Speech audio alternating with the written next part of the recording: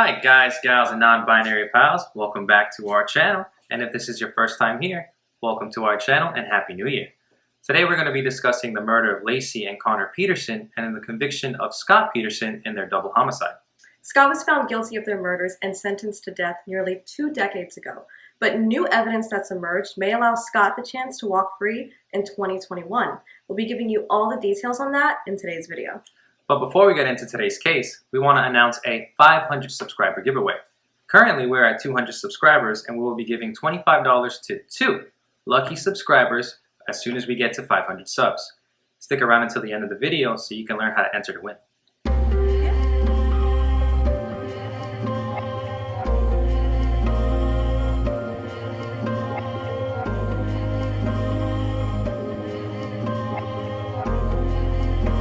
This video is made for entertainment purposes only. All information we'll be discussing in today's video was found on the internet or using public sources.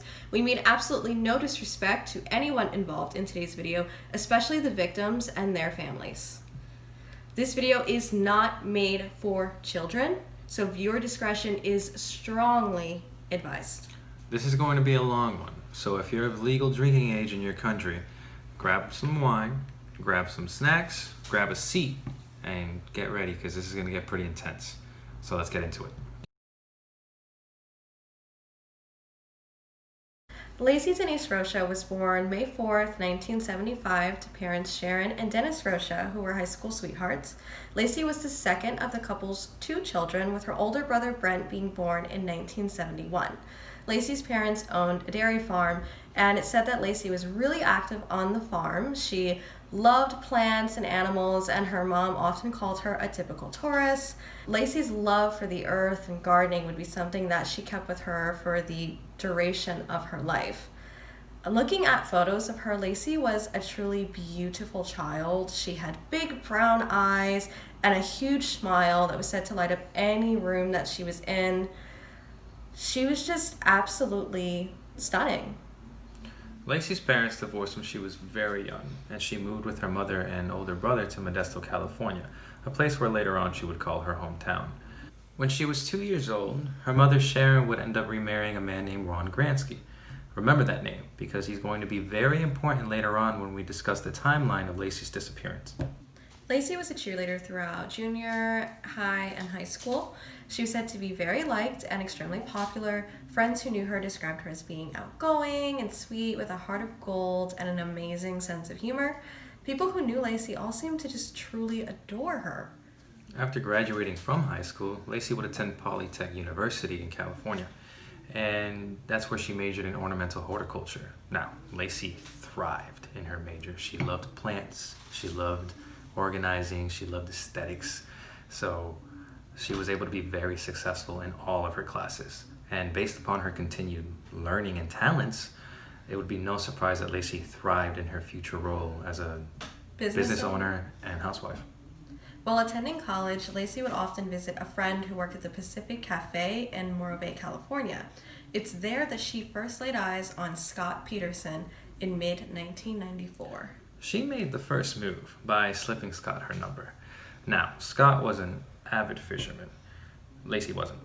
So she spent the first date, they went deep sea fishing, and she spent it seasick. Despite not having the greatest time on their first date, I mean, she was seasick and the poor thing was sick the entire time. Laci actually called her mom after their date, and her mom reported that Laci told her, like, "Mom, I met the man that I'm going to marry." And she was right. Now that we have a background of who Laci Peterson is, we want to spend some time discussing Scott's life and his upbringing, because it might actually add some level of understanding to some of his behavior. Especially the behaviors that were heavily scrutinized by the police and the media. Before we introduce Scott, let's go a little bit farther back and discuss some of the background history of his nuclear family. Jackie Latham, Scott's mother, was born to John Harvey Latham and Lita Helen Hickson in the year 1943. During the holiday season on December 21st, 1945, when Jackie was only 2 years old, her father was fatally wounded outside of his tire shop by a former disgruntled employee named Robert Sewell. Robert Sewell would be sentenced to San Quentin prison, where Scott would later be withheld, and Lita was left to raise 5 children on her own.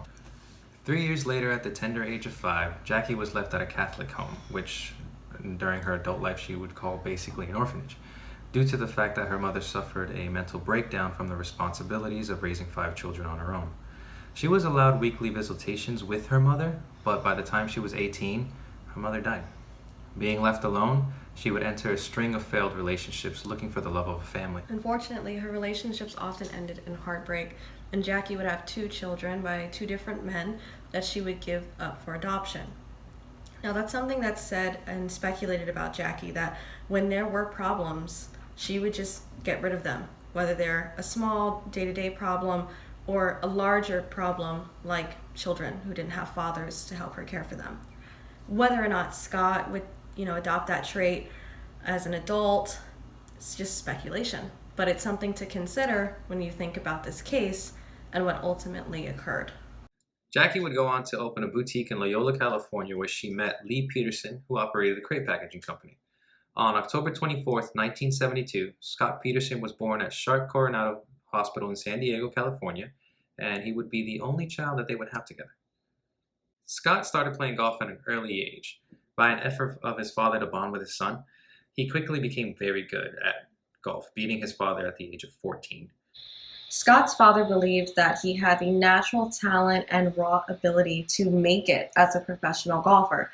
So he actually told Scott that if he could shoot par, he would buy him a Ferrari. And by age 16, Scott shot par, which was no small feat. I mean, it's incredibly challenging as someone who golfed for several years. It is incredibly challenging to shoot par, and it's quite commendable that at age 16, Scott was able to accomplish that. So his dad did keep his word, kind of. He didn't buy him a Ferrari, but he did buy him a much more age-appropriate and economically reasonable car. But Scott got his car. I mean, and that's something that you'll see as a pattern in Scott's life. Scott worked for things. He was a hard worker. He was dedicated. And what Scott wanted, Scott got. Scott was so good, in fact, that by the end of his high school career, he was one of the top golfers in San Diego. And his high school golf coach would always say that he was a calm, cool, and collected player. Now, the other members of his team, whenever they took a bad shot, they might throw their clubs or throw this hoo-ha of a tantrum, but not Scott. Scott would be calm and collected. He would control his emotions, and he would just keep them on the inside, and he would just keep playing. And that's something that I think the media pointed out a lot about Scott, his blatant lack of emotion. But when you're researching the case, you see that in many other aspects of his life, including his golf career, his calm demeanor and lack of emotional expression is something that he was praised for. So it's something to consider. Mm-hmm. So after he graduated from high school, Scott enrolled in Arizona State University, where he would go play with his high school buddy, Phil Mickelson. Now, for you guys who play golf, you guys know that he's a pretty good player. Yeah. He ended up becoming legendary. But according to his father, Laci Peterson, he said that the constant pressure of playing with Phil kind of got to Scott. Mm-hmm. So much so that he would get reckless.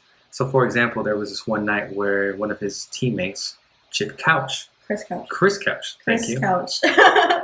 Chris Couch. He took him out on a night of the town, driving, drinking, meeting girls. So much so they had such a great night that Chris would end up having a hangover the next morning. Now his dad, Chip Couch, which is why I got confused, contacted the golf coach and complained, saying, "Hey, this guy's a bad influence on my kid. I don't want him around." Right. So he ended up getting kicked off. Him as in like Scott Peterson. So he ended up transferring to Cuesta College in San Luis Obispo, and then he transferred again to Cal Poly Tech. He was initially going to major in international business, but then he changed his mind and went into agricultural business instead. And he was viewed as a model student. A lot of his professors ended up saying that he was just top of the class. For example, one of his professors was reported saying that I wouldn't mind having a class full of Scott Petersons. And while attending Cal Poly, he actually worked at Pacific Cafe in Morro Bay, and that's where he would meet Laci Denise Rocha. As their relationship grew more serious, Scott gave up his dream of being a professional golfer to instead pursue a career in business. The couple was ultimately married in 1997 in a beautiful outdoor California ceremony. If you look at the pictures online of their wedding, they are absolutely stunning. They are beautiful. I mean, Scott and Laci were just a beautiful all-American couple. Scott has this megawatt smile. Laci is just gorgeous from head to toe. I mean, you look at them and you're like, wow, we can see why people were so in love with their union. Scott graduated from college about a year after the two were married, and it is rumored that during that period of time that Laci had graduated and Scott had not, Scott pursued extramarital affairs. It's rumored that he had 2 affairs, one of which didn't end until actually the day of his graduation, when the girl that he was cheating with saw Laci embrace him at the graduation. And I did also see, when we were researching the case, and I don't know if I mentioned this to you, but I saw that at one point a woman actually walked in on him in bed with Laci. And how Laci reacted to that was not reported. I don't know if Laci noticed that she walked in, but that was something that I did see when I was researching the case. Ooh, that's rough. I know. After Scott graduated from college, the two actually decided to go into business together. And contrary to what the LA Times suggested, the two did not borrow money from their parents to start this business endeavor.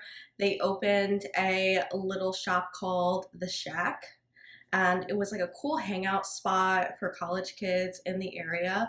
They stationed it next to the university where they both went, and it was said to be really cool, really beautiful. Laci, who was so impeccable with interior design, created a really cool sort of rustic atmosphere, made kind of nautical, kind of rustic. The pictures are really cool when you see them online. I'll try to insert some of them into the video. So it's reported that when they actually needed a vent installed, they couldn't get anyone to come out to install the vent for the shack. So Scott took a course to then install the vent himself. I mean, the Petersons, Laci and Scott, they were go-getters. Early in their marriage, they were doing what they had to do to find success, like work together as a couple. And I mean, everyone loved them together. Imagine being a young, newly graduated from college, and you have this business that became extremely successful, which is not easy. Most small businesses fail. So the fact that they not only started this business, but it did so well was just really, really impressive for their friends and family. It did so well, in fact, that in 2000, they sold the shack and actually made a profit. Now, the reason they sold the shack was because they wanted to start a family. So Laci and Scott moved back to Laci's hometown in Modesto to be closer to her family so they can get the support when they actually start. Once they moved, Laci ended up taking a job as a substitute teacher, and Scott took a job with TradeCore USA. It was a European fertilizer company that brought in some really good money. He was making around $5,000 a month selling fertilizer and other agricultural products to the nearby community. And according to Lee, he said that the Spanish community Spanish company, was trying to establish a footing in America, and they hired Scott as their Western representative. And then in 2002, after nearly a year of trying, Laci was pregnant. You know, I also read online that Scott's mom was not happy that Laci and Scott ended up moving to Modesto to be closer to her family, because that was actually farther away from his family. So I just wanted to add that in, because if you look at the interviews that Scott's parents, Jackie and Lee, do after everything happened, there's a little bit of animosity there. I mean, just my opinion, but there's a little bit of animosity there. And it was reported and alleged that some of that started when they made the move to Modesto. Now we're going to start talking about what led up to Laci's disappearance and what happened on the day that she disappeared. On December 23rd, 2002, the last time Laci was seen in person by someone other than Scott Peterson was when Scott and Amy went around 5:45 p.m. to Amy's half-sister's workplace, the Salon, for Scott to get a haircut for Christmas Day. Now, allegedly, Laci was there, and Amy reported that she was wearing a dark floral top and beige-colored pants. Now, this will be important for you to remember later on. From there, it was reported that Scott said to Amy that he could pick up a fruit basket that she needed to pick up for her grandfather. Amy was supposed to be working late, and the cart where she was picking up the fruit basket was closing early. So basically, she would have about maybe 15 minutes to rush from work to pick up this fruit basket. And it was a really close call. And she said that to Scott and Laci. And so Scott said, hey, don't worry about it. I'm going to go golfing near there tomorrow. So I'll pick it up for you. So at that point, Scott told Amy he was going to go golfing. And I'm emphasizing this because it's really important for us to remember moving forward. Now, after that, Laci and Scott, they grabbed some pizza. Apparently, they went home, they watched football. And then at some point around 8:30 p.m., Laci called her mom, and this would be the last time she would speak with her mom on the phone.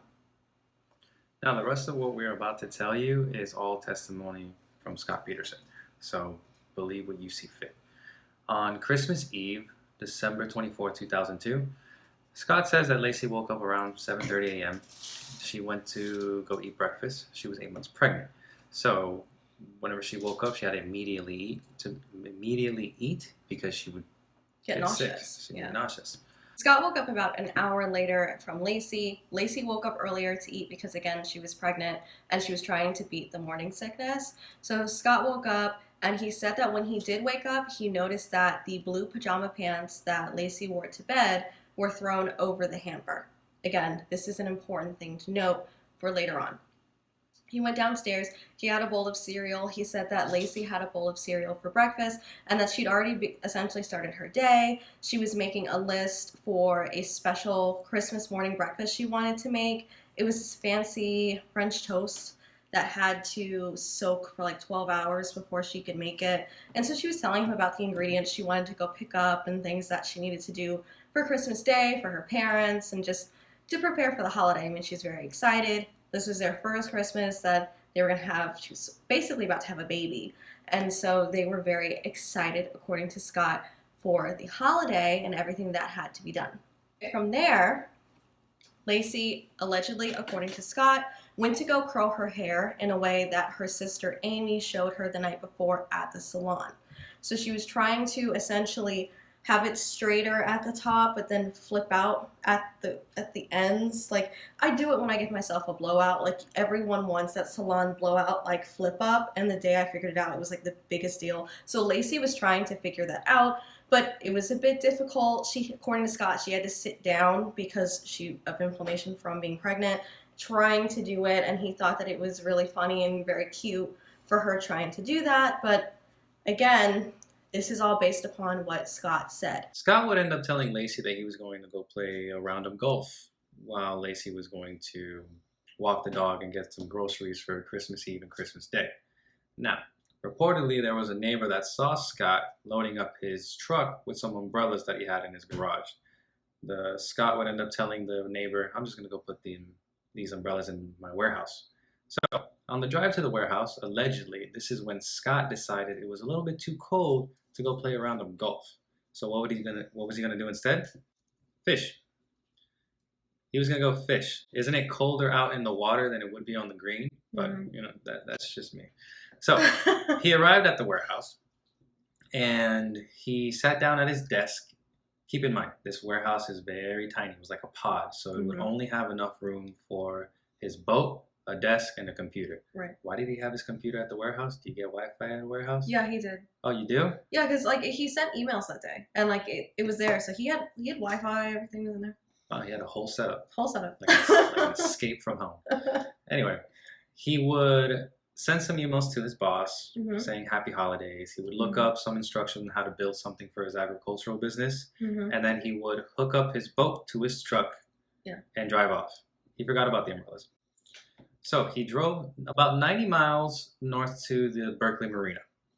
And at the Berkeley Marina, he would get off. He would boat for about an hour. And then he would pack up his stuff and go back home. I do want to note, though, that this was a freshwater boat that Scott had. And the Berkeley Marina is saltwater. Not only that, but all of the materials that Scott would need to fish, he apparently left in his truck. Much like the umbrellas. He was just apparently very forgetful that day. So he forgets the umbrellas and doesn't put them in the warehouse because police found them in the back of the truck. And then also the materials he needed to fish in the saltwater on his freshwater boat were left in the car. So he didn't stay long. He just waited like an hour on the water. He was just there doing what, and then went back to his truck. So when he got back to his truck, he called Laci and left her a voicemail letting her know that he's going to be late.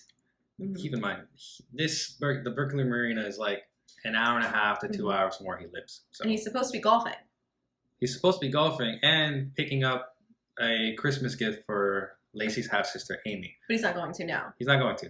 That's the voicemail he left for her. Mm-hmm. So he just drove back home. And when he got there, he noticed that their golden retriever, Mackenzie, was out in the backyard with a muddy leash and just left out. That would be a warning sign for me, number one.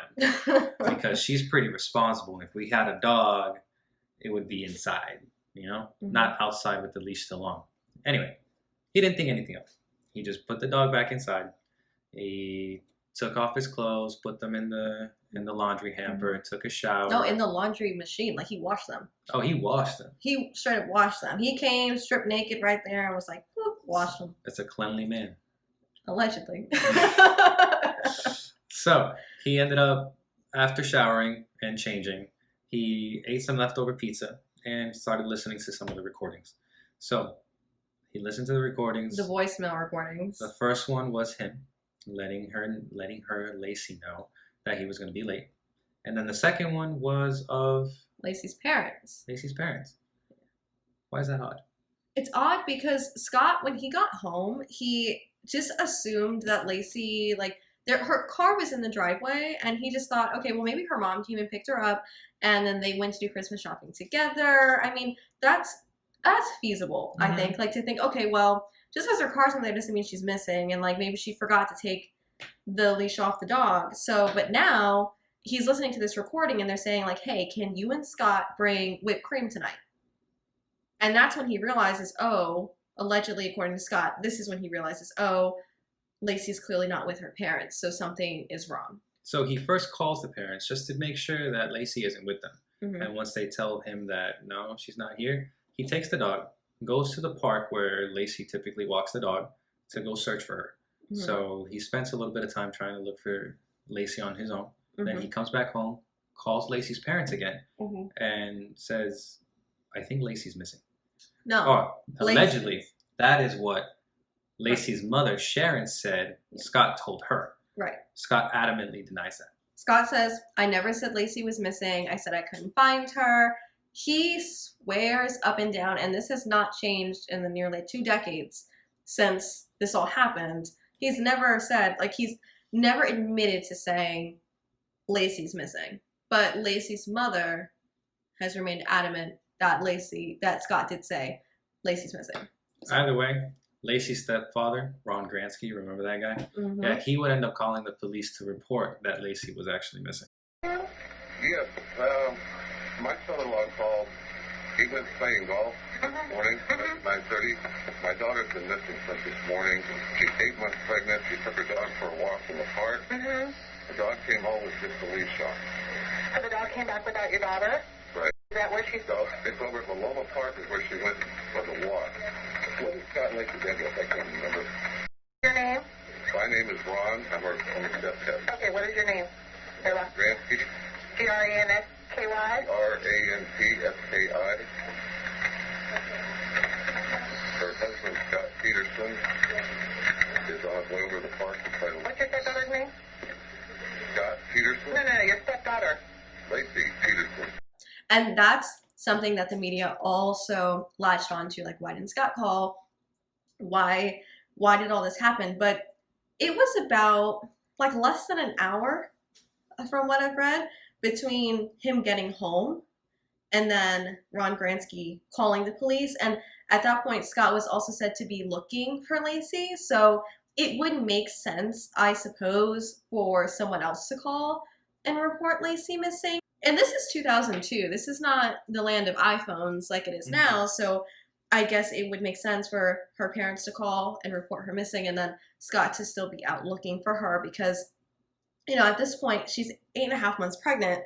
You don't want an 8.5 months pregnant woman to just be collapsed somewhere. Who knows what could happen? That's such a risky time in pregnancy anyway. And so, allegedly, that's what Scott was doing. Like, God forbid, if you ever went missing and you were pregnant, I'd probably call your parents. I'd probably end up doing the same thing that he did, Mm-hmm. and go to our usual spots to make sure that you are or aren't there. Mm-hmm. So then it probably would leave enough time for someone else who wasn't me to call. I do think it's kind of peculiar, though, just on a personal note, that they didn't call her friends. Did they call her friends? I mean, maybe they did, but that just isn't what it wasn't included in anything that I read. Like, did they call her friends? Did they call her half sister Amy? Sure. Like, I don't know if that happened. That's just something that I noticed, but in any event. But I could also imagine being so panicked at the time, not knowing where your significant other is, that you wouldn't really think logically. That's true. You would just go into action.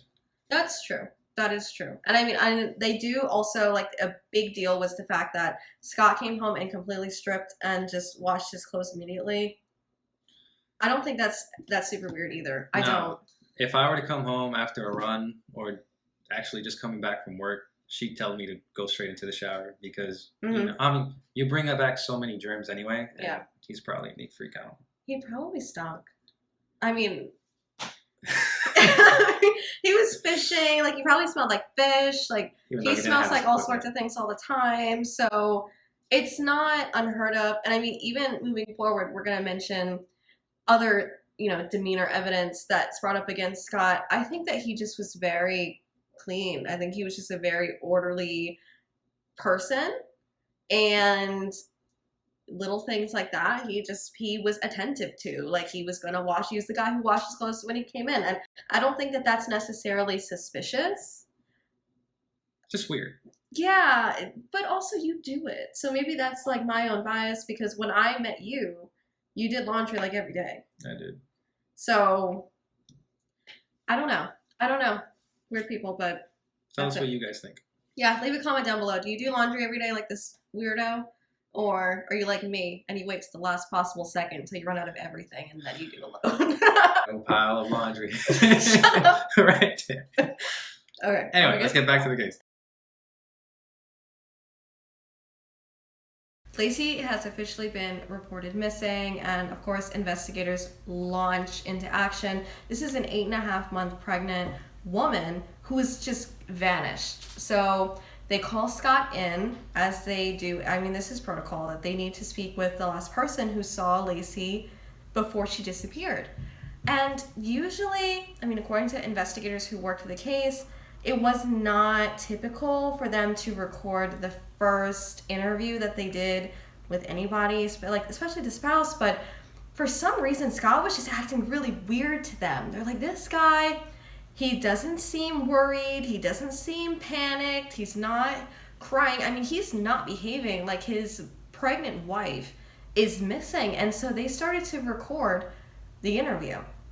During the interview, Scott gives a full rundown. I mean, just the same as what we just told you is what Scott told them, which is where we got the information. Mm-hmm. But from there, they're like, and Scott was cooperative. I want to note that Scott was cooperative. I mean, he gave them like fingerprints, and I think he let them test him for gunshot residue and all of that. The only thing that they noticed physically on him was that he had a cut, which he said that he got earlier that day at the warehouse from the tool when he was building that agricultural device that you mentioned. He said that he cut himself in the process of doing that, but besides that, there's nothing physical on Scott. It was just his demeanor. And again, this is that demeanor evidence that was really critical in convicting Scott for this crime. He wasn't reacting the way you'd think. And again, he did agree to everything, including a polygraph that night. But he said he wasn't going to take it that night, but he would take it the next day. Now, just keep in mind, we did mention in the past that when it comes to really stressful events, like for example playing golf, which doesn't equate to losing your pregnant wife, he would still act calm. Yeah. He would still keep his emotions inside and still keep them controlled. Mm-hmm. Now, when it came to the polygraph test, when he left that station, the Police actually noted that he didn't ask for their card. Mm-hmm. He didn't ask for what the next steps were or what he should be doing. Mm-hmm. He didn't ask that. That made the police even more suspicious. Right. Now, he ended up calling his father after he was interviewed by the police. And he told him, or he asked him, allegedly, should I be taking this polygraph test? And his father, with the advice of his lawyer, allegedly, said, no, don't take that. And now I get that. Mm-hmm. If I were to be in his situation and my parents were to have told me not to take a polygraph test, I probably would listen to them, because I'd be looking for someone who's more mature, who's probably been on this earth longer, and advice from a lawyer to know what I should do to make myself not look guilty. I mean, I wouldn't take a polygraph because they're just not reliable. They're not admissible in court, as a lot of us know. So I don't get why police still use polygraphs, knowing that they're not reliable. A lot of things can give you false positives, false negatives. So why they continue to use polygraph tests at all, I don't understand. But, you know, they thought it was really shady and suspicious. It was sus that Scott's like, yeah, I'll take it. But then he changed his mind when they called him up the next day, like, hi, we're here to schedule your polygraph test. He's like, oh, actually, I'm not going to take it now. And I mean, they can't force him to take it. Mm-hmm. But they're like, that's suspicious. Like, why would you say, yeah, I'll take it, and then you're like, oh, I'm too tired to take it, and not, I'll do anything to find my pregnant wife. But you know what? It's late. I'm too tired to take it. And then when they called you the next day, never mind. I mean, like, no, I see both sides. Like, I could see that his dad would say, don't take it. But then I could also see why they say, that's weird. So, you know, I go back and forth with that. But in any event. And then 2 days later, the police actually showed up to his Covina Avenue home, and they were like, can we search the house? Initially, Scott called his dad and was like, yo, should I let them in? He was like, no, hell no, not without a warrant. Yeah. And then he went back to the police and said, hey, I can't let you in. You don't have a warrant. And then the cops were like, haha, we actually do have a warrant. We were just trying to make sure that you would let us do it. But because you said no, now you're suspicious. So now we're definitely going to check your house. Yeah. And I mean, by this point, let's note that the media caught on to this case like that. I mean, by this is Christmas. This happened Christmas Eve. A pregnant woman goes missing on Christmas Eve. And there was no sign of her. I mean, she vanished seemingly without a trace. And she was gorgeous. She has this beautiful, just commercial smile, a beautiful life, a gorgeous home, a gorgeous husband. I mean, she's seeming to live the perfect life, and then she vanishes. This spread across the country so quickly. So there could be a lot of positives and negatives that can come from a lot of media attention. So the positives could be that it just spreads awareness. Now, this case went through the entire country. It was everywhere. It touched the hearts of everyone. Laci Peterson had the smile of someone who loved life. Yeah. She seemed like she was living the best life. And she goes missing on Christmas Eve. Can you imagine losing your sister, your best friend, your wife, your husband? They go missing on Christmas Eve. And on top of that, Laci is 8.5 months pregnant with her first child, Connor. I mean, the media was pushing this case. It was a frenzy. By December 25th, the media was already outside of Scott Peterson's house. Just parked out there 24 hours a day. And remember us saying that the media did not move from in front of the Peterson home. They were there day in and day out. And Scott spoke to none of them. No. While Laci's parents and family were out there trying to get as much media coverage, a lot of press conferences, as many interviews as they can to spread the word that she was missing, Scott avoided the camera at all costs. They're trying to get the message out there that Laci is missing. I mean, it's Laci's mom, her dad, her stepdad, her brother. Everyone is just pleading, please bring Laci home. And Scott is nowhere to be found. But despite that, Laci's family is also in front of the cameras defending Scott. They're saying Laci and Scott have a beautiful marriage. Scott loves Laci. Scott would never hurt Laci. So even though he's acting weird, they're like, no, there's no way Scott has done anything to Laci at this point. And the police, even though they think, okay, this guy's pretty weird, there's no evidence against him. I mean, they didn't find any DNA evidence in the house that would suggest anything malicious occurred. So at this point, the investigation is at a standstill until December 29th, when into the police station walks a blonde woman named Amber Fry. So who is Amber Fry? Amber Fry was a massage therapist that was introduced to Scott through a mutual friend earlier in November. They immediately hit it off, and Scott entered into an affair. He started going on dates with Amber, and he took Amber to a hotel room where they, how do you say it? Canoodle? They canoodle. Where they canoodle. So Amber Fry was Scott's girlfriend. Let's just say Scott had a girlfriend, and her name was Amber Fry. Amber Fry would come to realize about the Scott Peterson case from a friend of hers who gave her a call and said, hey, aren't you dating a guy named Scott Peterson? And so she did some investigating, basically just turning on the local news, and sure enough, that was Scott Peterson, the same guy that she was dating. I just want to add that Amber was really, really, really invested in her relationship with Scott already. Even though they'd only met allegedly on November 20th, and they'd been introduced by a mutual friend that Scott had also tried to canoodle with, who just wasn't interested.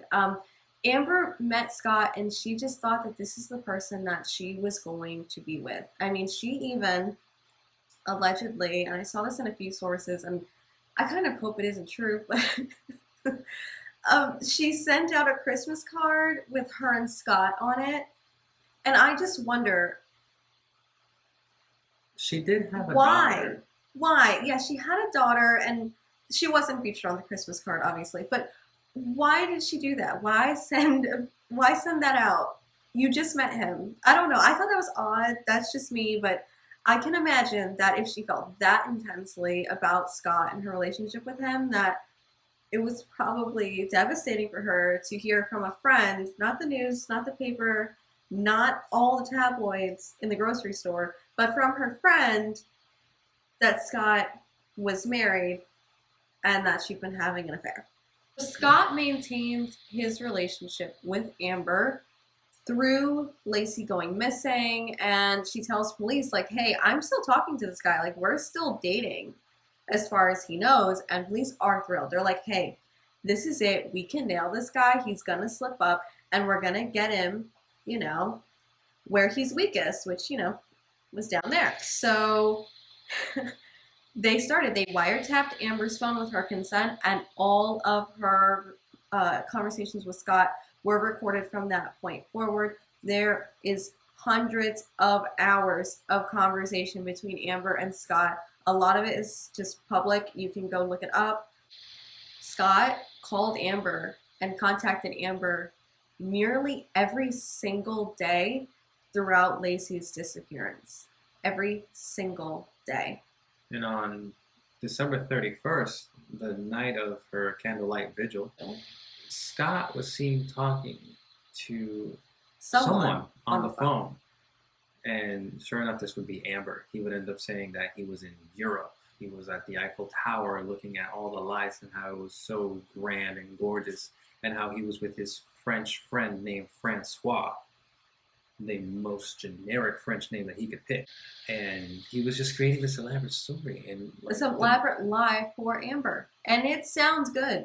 It sounds believable. He's like, hi, hon. I mean, he got this fake French number, and he's like, honey, I'm at the Eiffel Tower. Wish you were here, babe. And he's at his missing wife's candlelight vigil.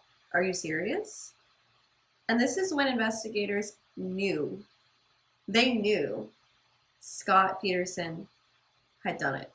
Well, fast forward, by January 24th, the media would find out about Amber and Scott through none other than her Christmas card that she failed to retrieve from one of her friends. They sold it to the press for a pretty penny, and the press came to the police. They were like, hey, we know about the affair, and we're going to release it. Like, we're going to let the public know. At that point, so the police didn't want Laci's family to find out through the media. So what they did was they showed basically the evidence to them. And reportedly, what had happened was Laci's mother, Sharon, when she found out about it, she just broke down and she said, "Why did he have to kill her?" Like, why did he have to kill her? Referring to Scott. Like, if you can have your affair and you can do whatever you want to do, but from that point on, Laci's family was completely against Scott. They made numerous statements against Scott. They felt entirely betrayed by Scott, but it wasn't just Laci's family. From January 24th on, the entire world turned against Scott Peterson. And that's where we're going to have to end part one. We had no idea that this would be 2 parts when we got started. We really thought this would be like a 1 video thing. So we're really sorry to leave you guys on a cliffhanger. Part 2 will be up hopefully at the same time as part 1. It's already about 3:30 in the morning. We've had so many technical difficulties tonight. We are really, really sorry. But before we leave, details for our giveaway. So how can you enter to win one of the $25 gift cards? All you have to do is like, subscribe, and leave a comment with your Cash App information down below. And the caveat is that you must also turn on your post notifications. So subscribe, press the little bell icon, turn on your post notifications, comment down below with your Cash App handle so that you can be eligible to win. And let us know, what do you think so far? Do you think Scott did it? I went into this definitely thinking that Scott did it, and I'm still leaning that way. But when we get to part 2, I mean, I'm so excited to share all the extra evidence that I didn't know about and that I think a lot of people don't know about. So we can't wait to see you guys in the next video. Thank you so much for watching our video if you've made it this far, and we'll see you guys very soon. Bye.